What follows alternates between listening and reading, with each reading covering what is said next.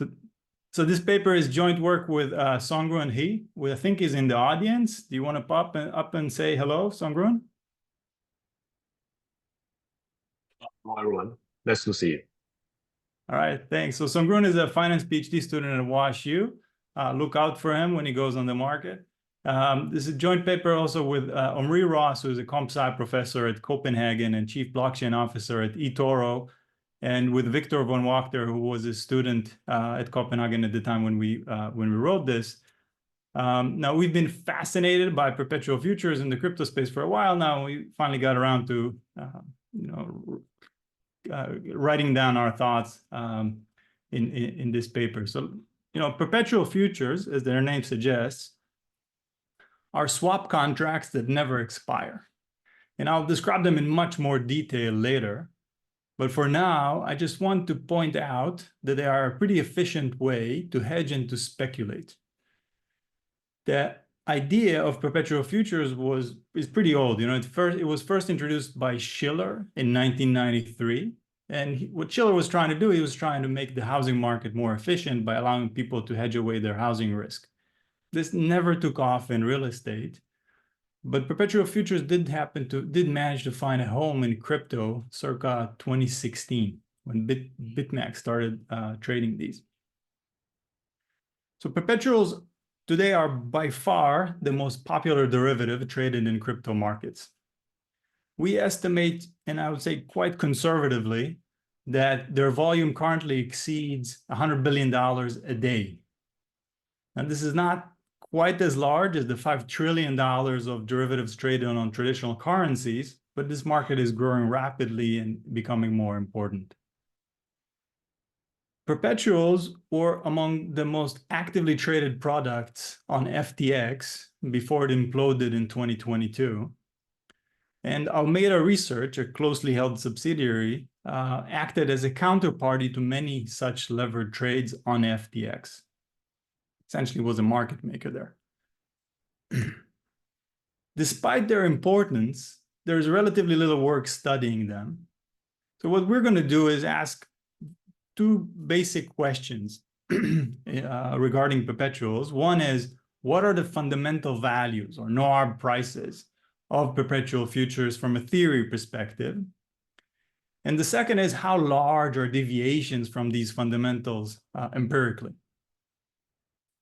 What we're going to do is provide two contributions. That's how I think about our contribution. On the theory side, we're going to derive no arbitrage prices for perpetual futures in frictionless markets and no arbitrage bounds for markets with trading costs. These no arb prices provide a benchmark for perpetual futures and simultaneously prescribe a trading strategy to exploit divergence from these fundamental values. That's on the theory side. Our empirical contribution is to document several interesting facts about these no-arb prices and about deviations from them. So we find that deviations of crypto perpetual futures from no arbitrage prices are considerably larger than those documented in traditional currency markets. We find that deviations commove across cryptocurrencies. We find that these deviations diminish over time as crypto markets become more efficient and develop. And finally, to show the usefulness of our benchmark, we show that a simple trading strategy, trading against such deviations, can generate large Sharpe ratios even for investors paying the highest trading costs on Binance, which is currently the largest crypto exchange by volume. All right, so that's where I'm going. Let me try and frame this in the context of the literature. So there's a growing recent literature on perpetual futures. We contribute a novel way to think about random maturity arbitrage. And we use this new notion to derive fundamental prices for perpetual futures. Now, because we actually have a fundamental price for perpetual futures, we can build a more refined trading strategy that is that could be long or short, depending on this, the sign of the deviation. Whereas prior work studying perpetual futures empirically has focused on long only carry strategies without a clear theoretical rationale. All right. So before moving to arbitrage and pricing of perpetual futures, I'd like to go over quickly fixed maturity forward contracts. And this is not part of our paper, this is really old material, but I think it helps explain why we needed to derive any new result and what's the critical difference between what we kind of know and love, which are fixed maturity futures or forward that I'll describe, and perpetual futures. All right, so bear with me. I know this is going to be really simple to the experts in this room. So in a fixed maturity forward contract, a party that is short agrees to sell to the counterparty that is long the underlying asset for a forward price that's determined at initiation and at a predetermined expiration time. All right, this is fixed maturity. Now, it's well known that under no arbitrage, the forward price is just the future value of the initial spot price. Now, note that this expression here, we kind of know and love, this assumes away trading frictions like margin requirements and carrying costs. Okay, so start simple. But it's very easy to extend this expression to dividend-paying assets, to think about storage costs, etc. Now, why is this the price? Well, the no arbitrage argument for why this is the price is roughly as follows. It says that if prices were different, then arbitrageurs would step in and trade until prices converge to this benchmark.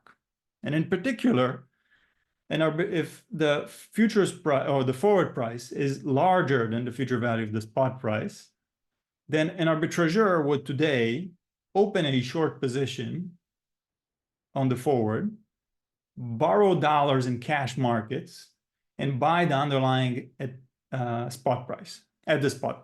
All right, so that if you net this out, there's zero cash that they have to use today. And then they wait till expiration, tau here.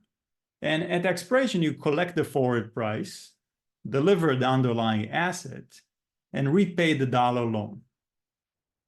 Now, if you added up these cash flow at expiration, you would notice that you get a positive number just by our assumption that the forward price is bigger than the future value of the spot price.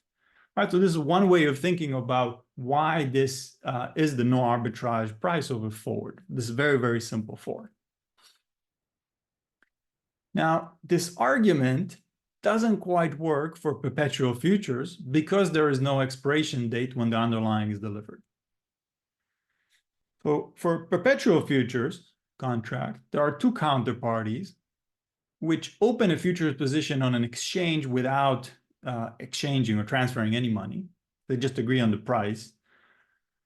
And when they decide to close the position, the short pays the long for any appreciation in the futures price.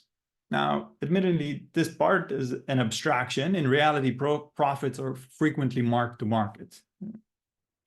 But bear with me, this helps. So far, in what's described in these first few bullet points, there is nothing that ties the futures price to the spot price, that anchors them to one another. So to do that, to anchor them, the designers of perpetuals came up with with what they call the funding rate mechanism. The funding rate mechanism says that periodically, and on Binance this is going to happen every 8 hours, the long party pays the short a funding payment that is proportional to the futures to spot spread. So here, this is the proportionality coefficient, and this is the spread between the futures price and the spot price at every instant. Now, this again is a slight abstraction. The way they do this in practice is by looking at a weighted average of this spread over the 8 hours. I think they do that to avoid manipulation by market participants, but this is a pretty close approximation. And what this funding payment is meant to do is to encourage arbitrageurs to trade in the right direction. So for example, suppose the futures price is much higher than the spot price right now.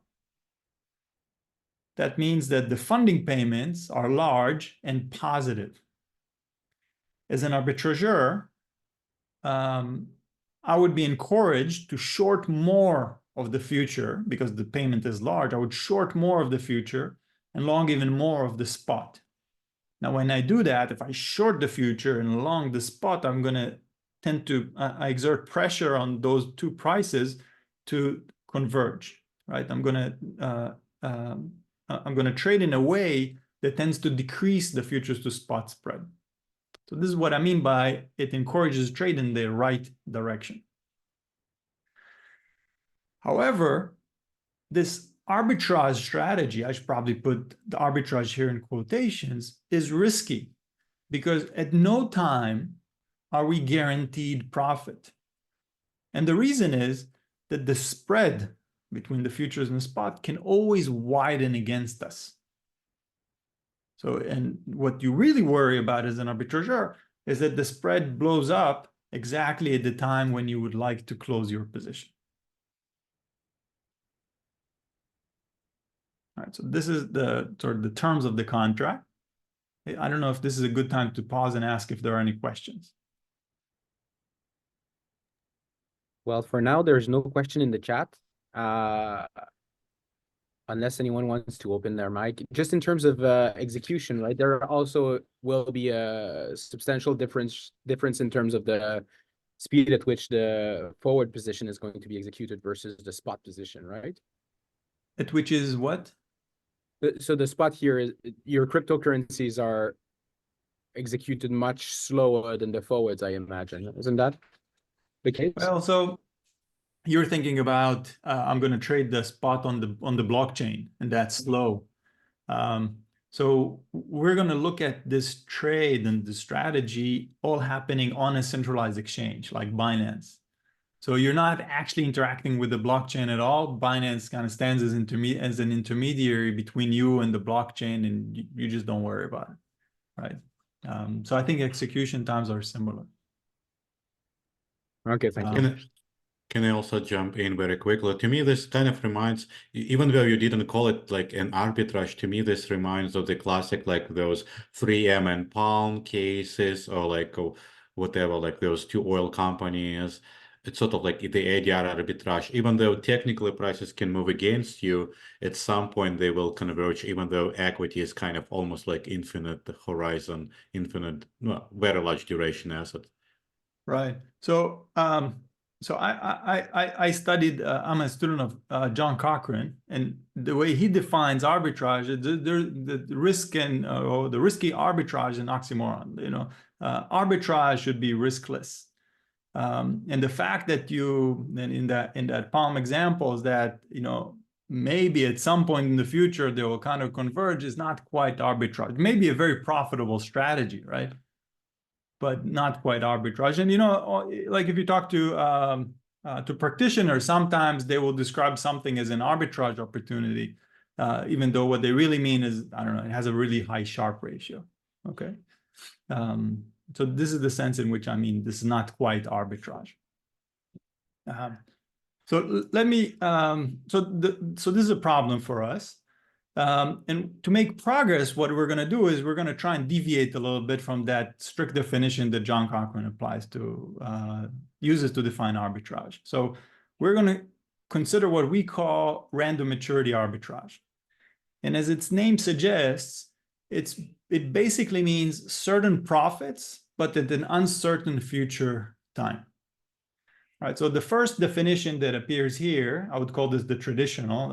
I believe this is straight out of John Cochran's asset pricing book. A riskless arbitrage opportunity is described as essentially money for nothing in the at a time that is certain in the future, right? So it's a opportunity defined with respect to a payoff X at a certain future time, cap T. This is important, and its price PX. And what this definition essentially means, if you don't want to think, it says that you're going to get a payoff that's for sure not negative, and with some positive probability is strictly positive in the future. And the price of entering, how much cash you actually need to exert today, is non-positive. All right, so this is a textbook riskless arbitrage. What we're going to do is we want to think about arbitrage in the context of perpetual futures, and we found this definition useful. So we define a random maturity arbitrage opportunity as essentially the same thing, except that the time at which this strategy generates the positive payoff in the future is random. All that you don't know when you're going to generate that positive payoff in the future, but you know for sure that at some point in the future, there will be a positive payoff. Okay, we think of this as a relatively natural weakening of the traditional riskless arbitrage definition. So how is this progress? I'll describe in a second. I would say, there's a very reasonable objection that people may have at this point, which is that this is not riskless. And this is totally true. But the way I think about no arbitrage prices is that they are always just a useful fiction. Real world markets have frictions that limit arbitrage activity, right? We have transactions costs, margin requirements, risk of liquidation, all this fun stuff. But we still use the frictionless no arbitrage prices because they are a useful benchmark. They give us a sense of where the price should roughly live. So we think about random maturity no arb prices as similarly a useful benchmark from a theory perspective. Now, the second half of the paper is all about me trying to convince you that they are a useful benchmark empirically as well. All right. So using this weaker definition of arbitrage, our first theoretical result is that in the absence of random maturity arbitrage, the futures price takes a very simple and intuitive form, described by equation 2 here. We make two very explicit, and I think, the first one is definitely a mild assumption. The second one, we need to derive this simple result. The first assumption here says that the futures to spot gap, this FT minus ST, can temporarily explode, but eventually it will shrink. So, the spread at some time in the future is bounded. Okay, we don't say that it goes to zero. We just did it that it's bounded at some point in the very distant future. The second assumption is that the risk-free rate that arbitrageurs face to borrow cash is constant. And this is obviously an approximation of the real world, but the variation in the interest rate that we see in the data is, epsilon relative to the variation that we see or to the magnitude of the deviations that we measure in practice. So I think this is kind of reasonable in our setting. What is this no arbitrage price that we derived then said? Well, it says that in the absence of random maturity arbitrage, the futures price should equal the spot price times a constant of proportionality that is increasing in the borrowing interest rate R and decreasing in the funding rate coefficient kappa. Now, let me remind you what that funding rate coefficient kappa is. This here is the funding payment that the long pays the short periodically. When that coefficient kappa is large, that means that the funding payment, that whenever the futures to spot gap is positive and large, the arbitrageur gets an even larger payment. All right, so it encourages them to trade even more.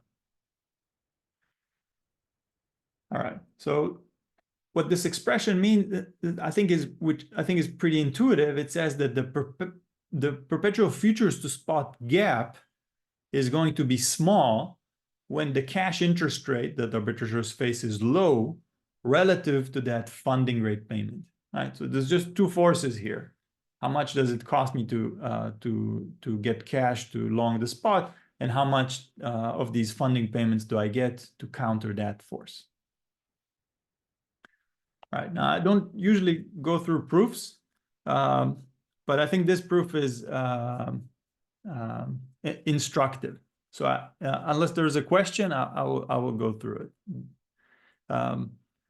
So suppose we start today and the futures price is actually higher than this benchmark that I'm trying to convince you should hold. Well, just like in the example I showed you before, what an arbitrageur would like to do today is they would like to open a short futures position, borrow dollars in cash markets, and buy the underlying at the spot price. Okay, so far, exactly the same as we had before. Now, the thing is, there is no maturity date. So all that they can rely on is that there is some random unwinding time t, at which point they decide to they plan to unwind the position. So at the unwinding time, you close the futures position, which means you have to pay the mark-to-market profits. You sell the underlying at the spot price, repay the dollar loan, and this is the part that is new here. You also have all these funding payments that have accrued between time 0 and time t. And again, these funding payments are going to be big if kappa is big. Well, if you add up all this stuff, this is just accounting so far, then the net discounted payoff can be expressed in this way. Now, what we need to show you is that there is some time t in the future when this strategy has a positive payoff, strictly positive payoff. Well, how do we do that? So assume to the contrary that this is not an arbitrage opportunity. What does that mean? Well, if this is not an arbitrage opportunity, then for all future times t, the discounted payoff is not positive. Right? That's what it means that this is not an arbitrage opportunity. That, I just reordered stuff here, but that means that this equation 3 has to hold. And I love this expression 3 because it ties together what we, it has embedded in it the simpler fixed maturity case, as well as shows how the perpetual futures are kind of different.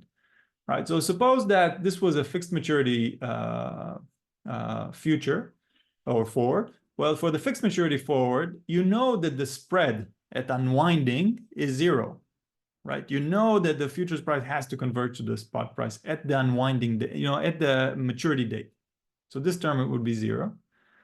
For the fixed maturity futures, there's no funding payment, so this term would be 0 as well. And all we would be left with is the traditional spread that we kind of know and love. It says that this all you have is the present value of the forward price minus the spot price at initiation. So all you need for this to not be an arbitrage opportunity is for this to be below 0.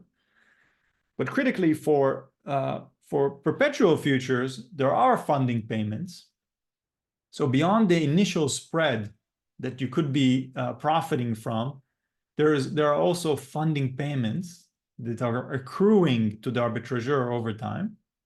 So both of these things the arbitrageur likes. What they're worried about, what keeps them up at night, is the fact that the spread at unwinding could be very large exactly at that point, at the time when they want to close the position. Okay, so if this spread is large and is larger than these two kind of positives, then this is not an arbitrage opportunity. There is no such time in the future when they get a sure positive payoff. So it turns out that we can bound this process, the stuff here on the left, from below, and show that it comes down to this expression here. Well, how is that progress? Well, this is progress because if you stare at what t does here to this first term on the left, Well, as t goes to infinity, this whole thing is going to go to 0. So this is going to vanish. You don't worry about that. And you're left with this second term here, which is critical. The second term here has and has the exponent of a kappa, a positive number, times t. And so this term could potentially explode. And if it explodes, then this equation cannot hold for any bounded spread here. So if we assume that f is bigger than s times r, so basically if the initial futures price is bigger than what we assume to be the correct fundamental price, then that implies that this whole left-hand side explodes and goes to infinity. Well, that would violate the bounded spread assumption. That would violate the fact that this spread here is bounded at some time, at any time in the future. And that violates or contradicts our assumption that this is not an arbitrage opportunity. Right. So where does that leave us? It leaves us with an arbitrage opportunity. So what I've shown is that there exists sometime t when an arbitrageur could unwind the position at a positive discounted payoff. I see that there's a question in the chat. Do you want to take that? So yeah, there are two questions. Your co-author has answered Alessio's question, but it might be worth going over the discussion for the benefit of everyone. So Alessio was wondering how kappa was determined. I've seen a couple of slides ago that you said kappa is 1095 because it was basically how many payments you got in a year. But it feels like it's going to be moving a bit more into this, doesn't it? So the kappa doesn't actually move over time. So it is fixed per exchange. So I think the coefficient is the kappa is going to be different on Binance relative to DYDX relative to Coinbase, who just started trading perpetual futures. But how they determine it to us is kind of a mystery. Okay, because if you look at the expression, I think it's a fantastic question, Alessio. Thank you for asking the question, because if you look at this expression here, it tells you that from an exchanger's perspective, I want this kappa to be as large as possible, right? Because if kappa is really, really large, then that means the futures price is going to be indistinguishable from the spot price. Now, how they actually go about setting it up, setting it, I don't know. I gotten asked that question, every time that I present this paper. I still don't have a good answer for it. I feel like it's a bit of like a little bit of momentum that they go with. The first exchange started with something, and they're all kind of, I don't know, innovating slightly around it. What's most curious to us is that we have not found a cost to increasing kappa. Like, as an economist, you find a number that's there, you say, well, there's they're balancing some, two forces. We have not been able to find the cost of increasing kappa. We don't know what that would be. And it seems like as an exchange, you want the futures price to be pretty tightly, I think it would be perfect if it is exactly the same as the spot. Yeah, but a priori on a given market for a given underlying, once it's set, there's no uncertainty about it in the future. No. There's uncertainty about what this, the way we write down the funding payment, there's a bit of, this is an approximation, because what they actually use is a weighted average of this spread over the 8-hour period. And it's a weighted average that's tilted towards the end of the 8-hour period. So there is a little bit of uncertainty there, how they're going to calculate it. But if you're like a minute before, you kind of know what you could calculate it. I don't think it's it is very random. Okay. Yeah, thank you very much for this. And the other question was by Dima. So the proof that you showed us was essentially kind of the long side of the cash and carry, right? So you were carrying the underlying. What about the other side of the non-arbitrage trade, right? So Yeah. you would have to short the crypto, and I'll take Dima's word for it. Apparently, it's expensive to do that. So how do you deal with that? Well, so in our theory here, that would have to be subsumed in the R, right? So if you think about the R as the the kind of the interest that you lose on your margin when you short, that's one way of thinking about it. You have to collapse that in there. If these are fixed fees to kind of to open the short, I'll show you in a second a way of thinking about transactions costs. Empirically, what I'm going to try and do is to say, well, let me could think about two strategies. One where I go both long and short in the spot when, depending on the situation, and another strategy where I tie one hand behind my back and say, well, whenever I would have to short the spot, I'm not going to do the trade. And I'll show you how they differ in their performance. Okay. Okay. Excellent question. Thank you. So I think I was here. All right. So our second proposition, talking about fees, is thinks about the slightly more general case when trade requires round-trip transactions costs C.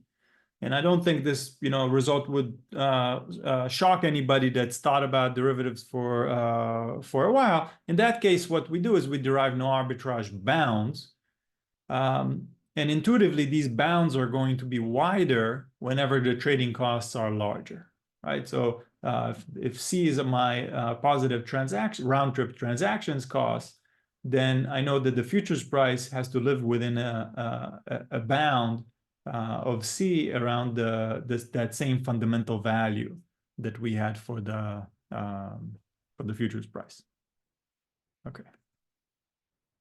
So that's it for theory for today. The rest of the talk, I want to talk about the data. So if there's any more questions about theory, this is, I think, a good time.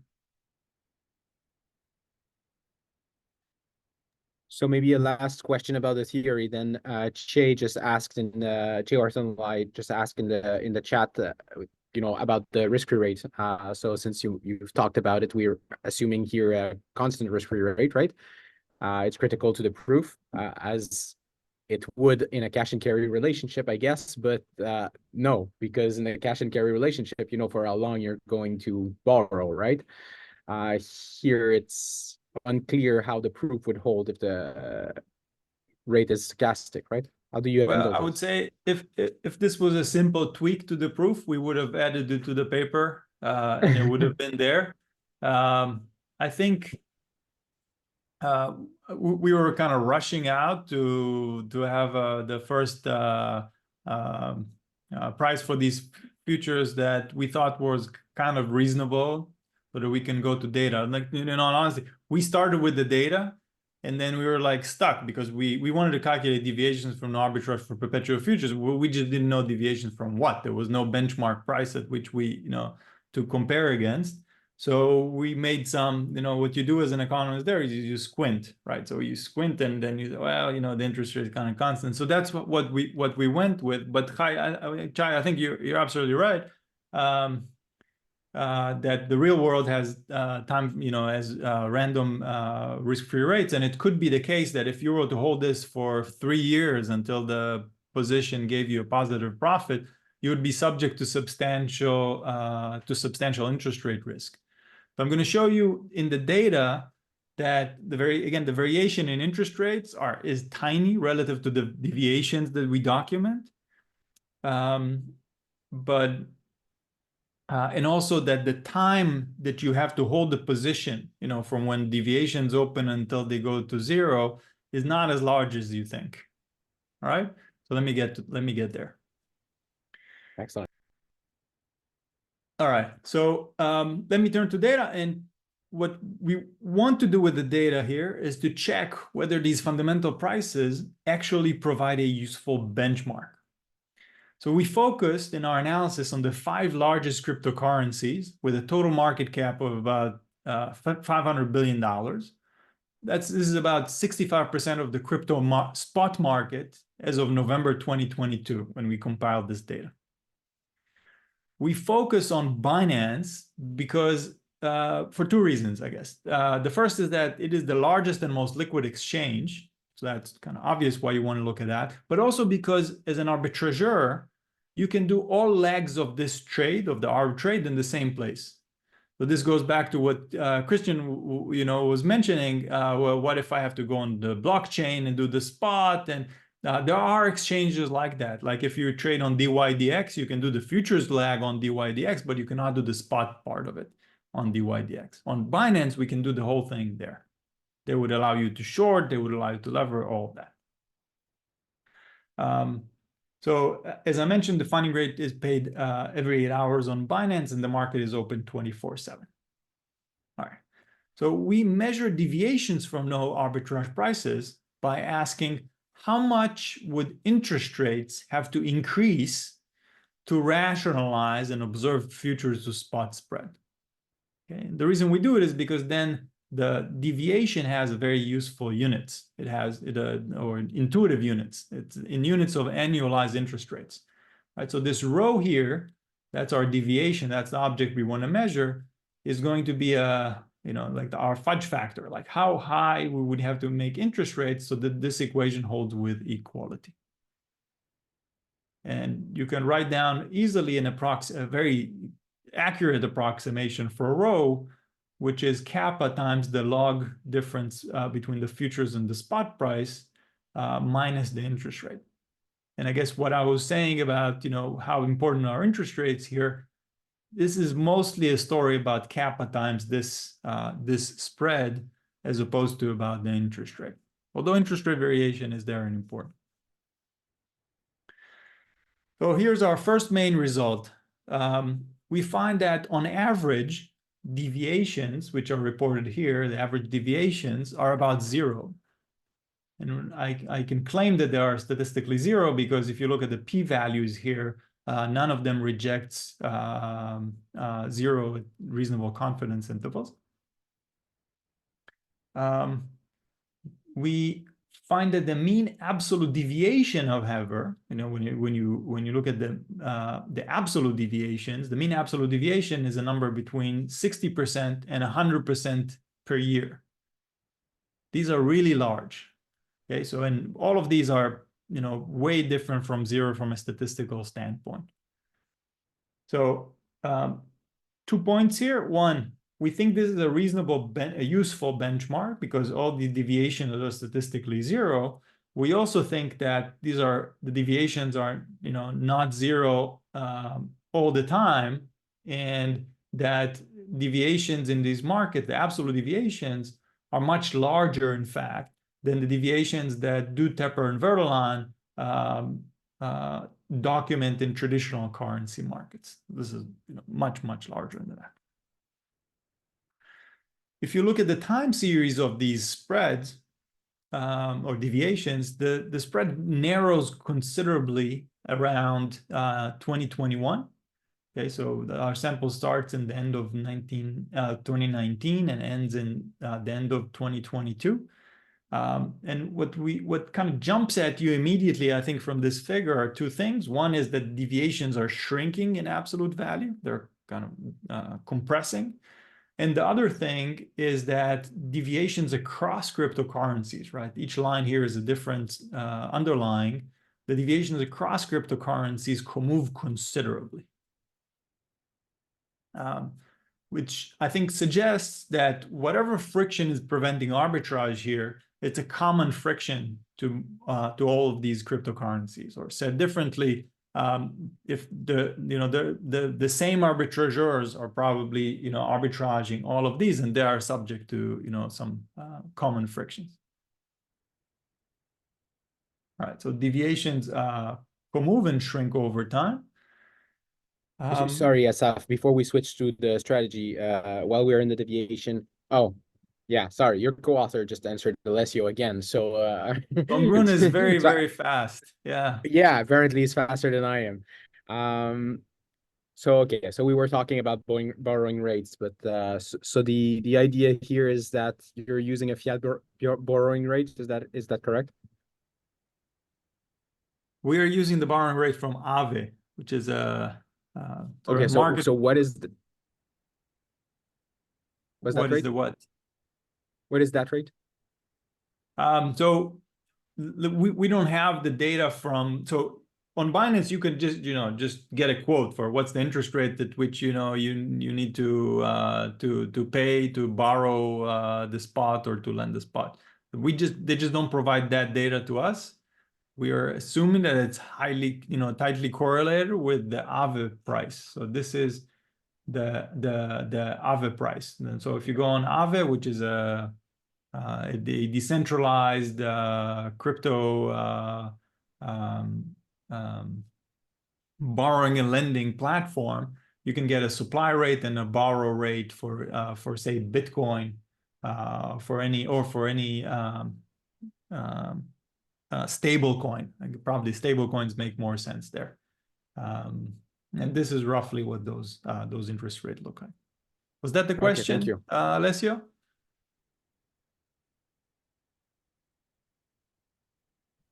Yes. Yes. That was the question. I was trying to figure out what the R is.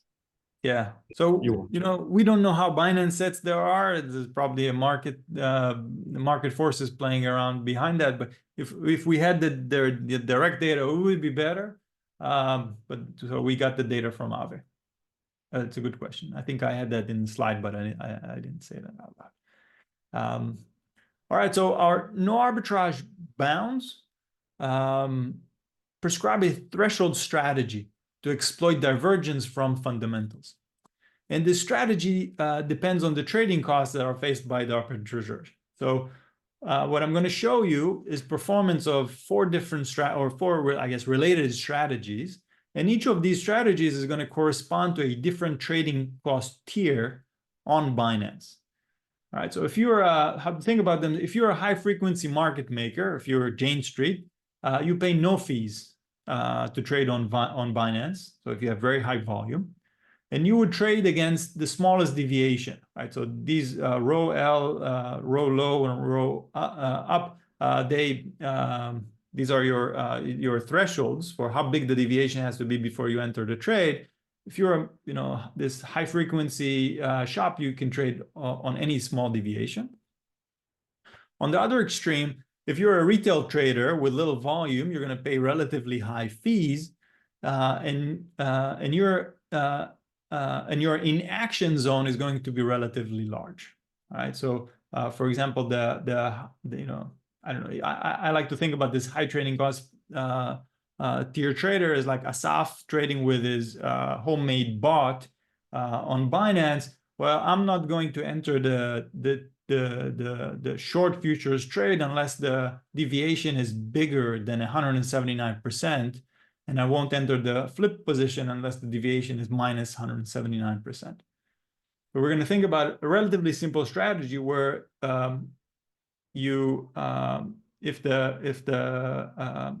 if the deviation is bigger than row up, then I'm going to borrow cash. I'll buy the spot and short the future. I'll then collect the funding rate payments and pay interest on my loan. And then I'll wait until the deviation goes back to zero. And when it's zero, I'll unwind my position. Now, this strategy is not necessarily optimal, right? You may want to unwind before it actually reaches zero. But then to solve that, we would need to solve an optimization problem, and that would complicate it. And we went with this relatively simple strategy for the transparency of it, but with the caveat that you could maybe do better than this strategy. All right, so here are the Bitcoin deviations again, superimposed this time on the threshold strategy of an arbitrageur that's facing high trading costs. Now, in the early days, she would trade quite a bit. You can see that it crosses the orange line quite a bit, but recently not so much. So recently, the deviations are within the high trading costs arbitrageurs inaction region. Now, obviously, when you would look at this strategy for a lower trading cost arbitrageur, the thresholds shrink towards zero, and they would trade much more. So if our fundamental prices are useful, then trading against deviations from them should be profitable. So let me show you just how profitable this is. There's a lot of numbers here, so let's focus first on the first line of Sharpe ratios for each of the 4 fee tiers. It appears that arbitraging Bitcoin perpetual futures is quite profitable, but Bitcoin, so you see Sharpe ratios here that range from for 1.9 for the high trading costs tier arbitrageur to about 4 for the high frequency trading shop. But what about the other currencies? Well, what we find is that Sharpe ratios are much higher for the 4 next tokens. So this is Ethereum Sharpe ratios ranging from about 3 to 5.4. This is the Binance platform coin, ranges between 5 and 12 for the high frequency shop guy. This is Dogecoin, and this is Cardano, the last one here that we studied. And all these statistics between the lines here, they're all in the paper, but I had to give up some of them to make this slide. Now, these Sharpe ratios are quite large, but you may think, well, what if I have to hold this position for a very, very long time? This is a random maturity arbitrage strategy after all. So I think for this type of strategy, it is interesting to check how much time passes from when you open the position until you close it, when the gap vanishes. And that's what this open to close time is trying to give you a sense of. So it turns out that it takes about 16 hours for a high frequency shop until they unwind their trade. They would unwind their trade, and about 5 days on the other extreme for Asaf with his homemade bot trading this. All right. So this sort of gives you a sense of how risky is this arbitrage. Now, in this chart, we report some performance statistics over time, and for that slightly different strategy that I mentioned, which goes only long. So it's like if you think about an investor that faces prohibitively high shorting costs, they're only going to take this, do this trade when it says that they should long the spot. So what you can see here is that the Sharpe ratios for all these cryptocurrencies have diminished over time from 2020 to 2022. This is true, I think, for all the coins that we study. But they are still substantial, and even if you only did the long spot only strategy, you would still generate relatively high Sharpe ratios. And again, this table is showing these results for the high trading costs here. So you can think about this as somewhat of an upper bound on what a serious high frequency trader could do here. Now, the returns to a random maturity arbitrage strategy in perpetual futures can come from 2 sources, broadly speaking. They can come from priced convergence, from the fact that the gap between the future and the spot closes over time, or they can come from funding rate payments. And if you read blog posts in this space, they're all about what so-called funding rate arbitrage. So they really focus on the funding rates and compare them across exchanges and over time and use that as their signal on when to trade. But what we find when we look at the data is that most of the return is actually due to price convergence. So even if the funding rate wasn't very large, if you know that the price is going to converge very quickly, this can still be a very profitable strategy. All right. So our last exercise tries to explain these deviations with 2 fairly simple statistics that are motivated by the literature on cryptocurrency spot prices. That literature has documented that there is substantial momentum in cryptocurrency prices. So we thought, okay, what happens to these deviations when past returns are large? And this first line here shows you that in the times when Bitcoin or Ethereum experience bull markets, kind of like what we're experiencing right now, tend to be followed by higher perpetual futures to spot gaps or higher deviations from no arbitrage prices. We also expected volatility to be associated with higher deviations, but we don't see that really in the data. If anybody has other ideas for what variables you think might explain these deviations, we're suggestions are more than welcome here.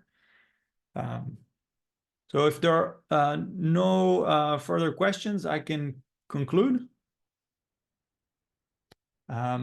So let me summarize what we learned from this exercise and from our exploration of perpetual futures. We learned that we can derive no arbitrage prices and bounds for perpetual futures that are both reasonable and turns out quite valuable as a benchmark.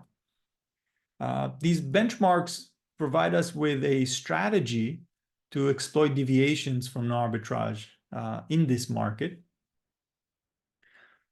We find that these deviations are on average zero, but in absolute terms, there are large deviations of crypto perpetual futures from no arbitrage prices. We see that these deviations commove across cryptocurrencies, which suggests that there are probably the same intermediaries and facing same or common shocks that are responsible, or they are, responsible is the right word, that are profiting and are engaging in arbitrage activity in all these markets. But we also see that this market is becoming more efficient over time, in the sense that deviations of perpetuals from spot tend to shrink over time. They're not quite zero. So we've looked at the data these days. They're not quite zero yet either. Finally, what I've shown you is that a simple trading strategy can generate large Sharpe ratios. And we think about that result as validating the fact that that these fundamental prices that we derive for perpetual futures are quite useful. If they were not useful, then exploiting deviations from them would not be, I think, so profitable. All right, that's what I have for you. Thank you so much for your comments and for your attention.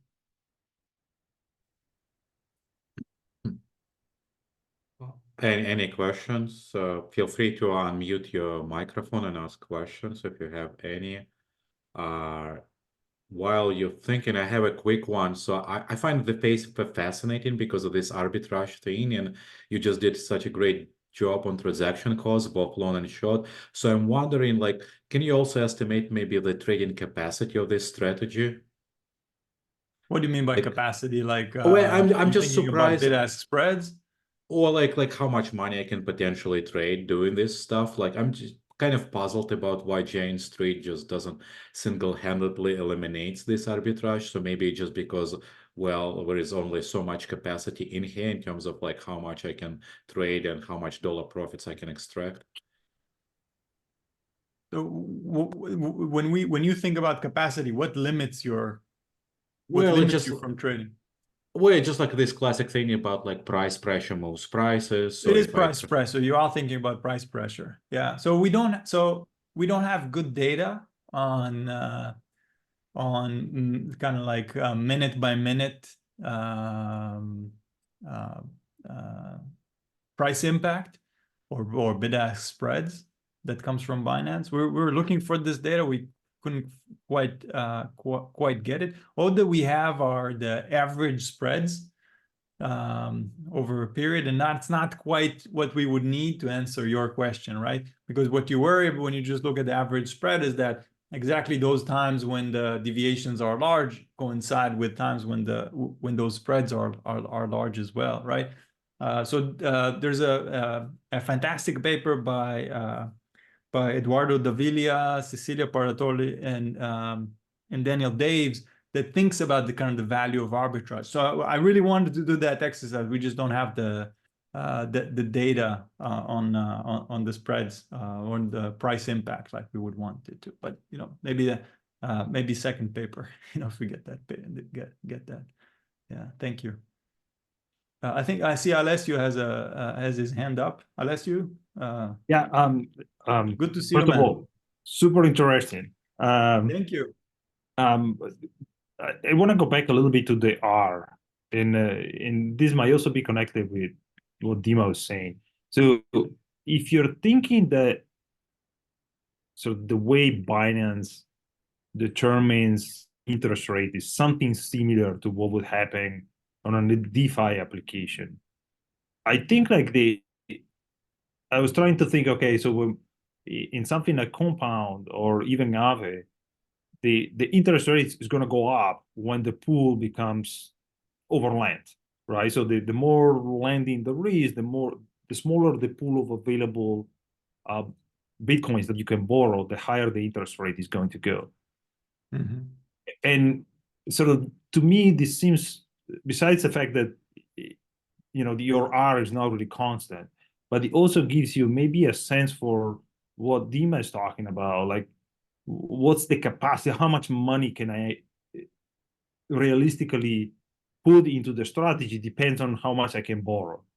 And sort of like if the amount that I can borrow is defined by sort of how much coins are in these lending pools, that you would have something that you can measure, because I think you can get that out of Compound or Aave or one of those.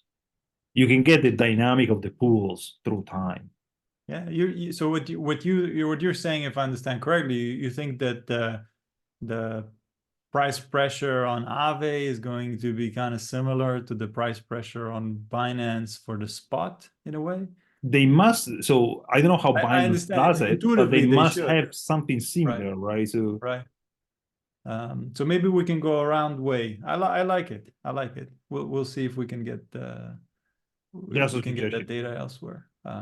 I know that there are data providers that have collected this type of data. They're kind of expensive, but we're going to try and get to it. I'm not sure how important it is for this paper, but I think it's a fascinating topic regardless.